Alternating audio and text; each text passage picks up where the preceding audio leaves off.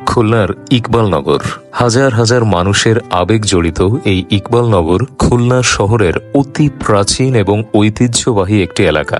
ইকবালনগরের রাস্তা ধরে হাঁটতে হাঁটতে নিরিবিলি, ছিমছাম, ছায়াঘেরা শান্ত একটি পরিবেশ আপনার চোখে পড়বে। তাছাড়া ইকবালনগরের প্রতিটি অলিতে গলিতে প্রাচীনতার একটা ছাপ পাবেন। ইকবালনগরের ভেতর দিয়ে হাঁটার সময় আপনার মনে হবে যেন আপনি নিত্যদিনের নাগরিক যান্ত্রিকতা ও কোলাহল থেকে কিছুটা দূরে রয়েছেন। তাছাড়া এখানে রাস্তাঘাটও খুব পরিষ্কার পরিচ্ছন্ন। এখানেই রয়েছে ঐতিহ্যবাহী সরকারি ইকবালনগর মাধ্যমিক বালিকা বিদ্যালয়, যেটি এই স্কুলের শত শত শিক্ষার্থীর প্রাণের ক্যাম্পাস, প্রাণের একটি স্থান।